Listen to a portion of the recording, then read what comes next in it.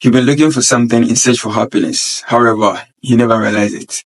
In this video, I'll share with you what I found about the soul, which would completely change your reality, and how people had to sell their soul to the devil in search for happiness. But you wouldn't have to do that, because we will get to learn how to activate our soul and better connect with Allah subhanahu wa ta'ala, especially in this month of Ramadan.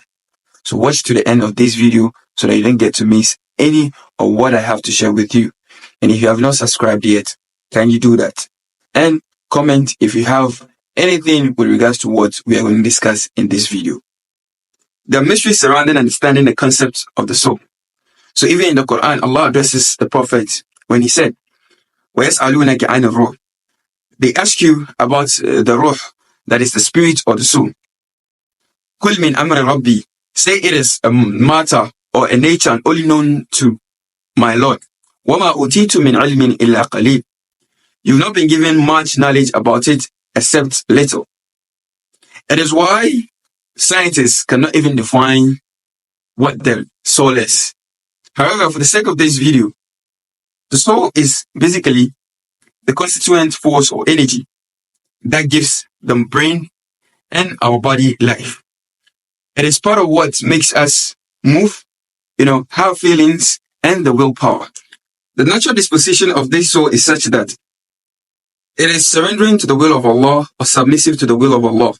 However, it can be distorted due to the environment in which it is nurtured, or it gets the belief system being averted.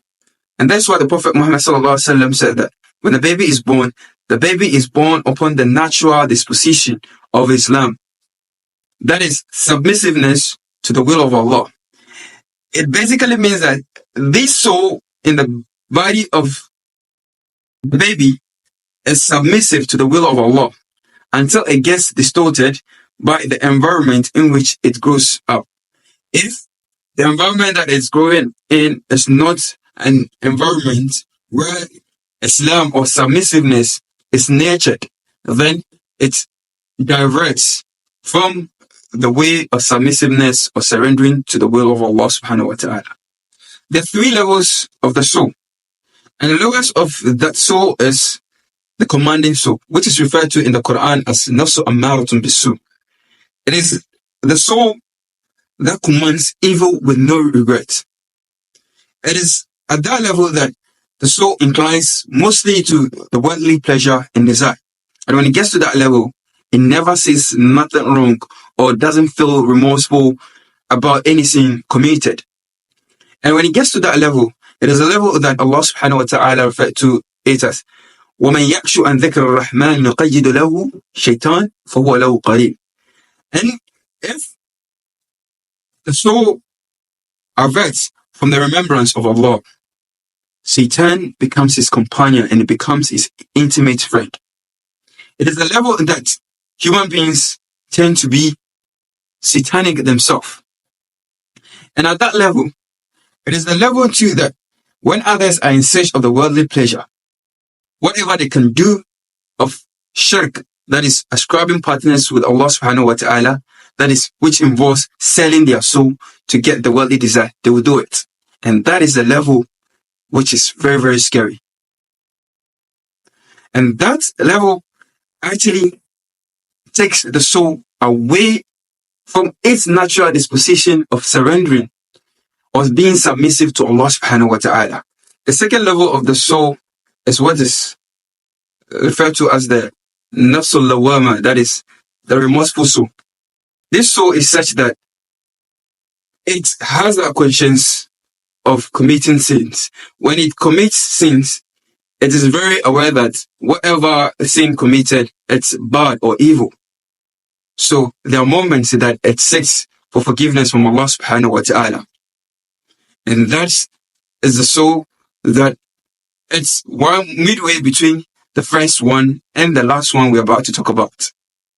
The third soul is the nafsul Mutma'inna, which we are all going to target in this Ramadan to try and attain it. And what is the nafsul Mutma'inna? The nafsul Mutma'inna is that soul which is very conscious of Allah subhanahu wa ta'ala. and it's more inclined to the hereafter than just the pleasures and desires of this world. It is that level that remembers Allah at every instance.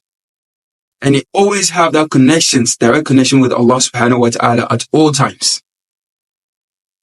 And in this Ramadan, fortunately, there's an opportunity for us to get to that level of Mutma'inna. And how are we going to do that? We've already started. Having started fasting, you will get to know that the fasting helps you a lot in trying to get to Mutma'inna.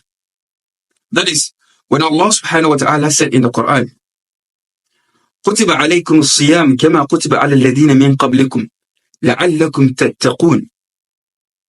I prescribe for you fasting, just as I prescribe fasting for the people before you, لعلكم تتقون, so that you can have piety.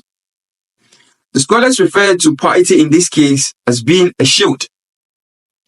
And the shield here, it's what will protect the soul from falling into the last category, which is the nafsul amaratu bisu. At least, for the fact that you have been able to embark on fasting in the month of Ramadan shows that you obey Allah subhanahu wa ta'ala's commands and orders. And when you do that, there are lots of benefits that comes with having to fast in the month of Ramadan.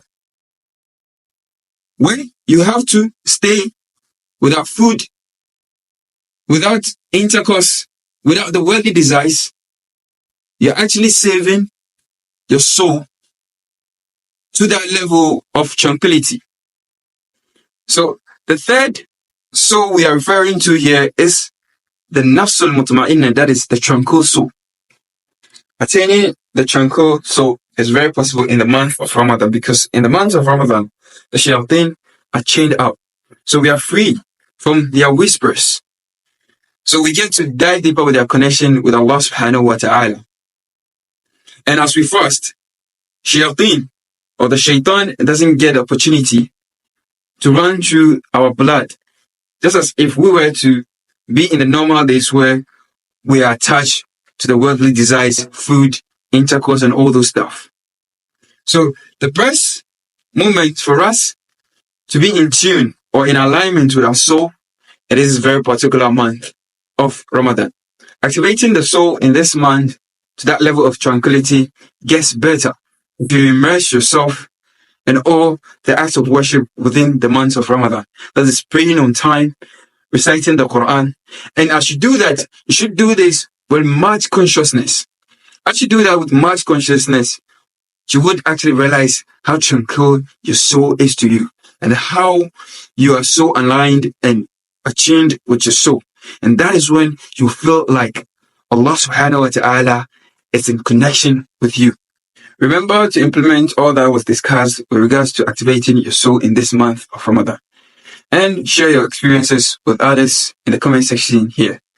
And also, try sharing this video to others so that others can also benefit from it. And also, remember, when you share it, it becomes a recurrent charity for you. I'll see you later. For now, you can also watch my other videos on Ramadan. Assalamu alaikum.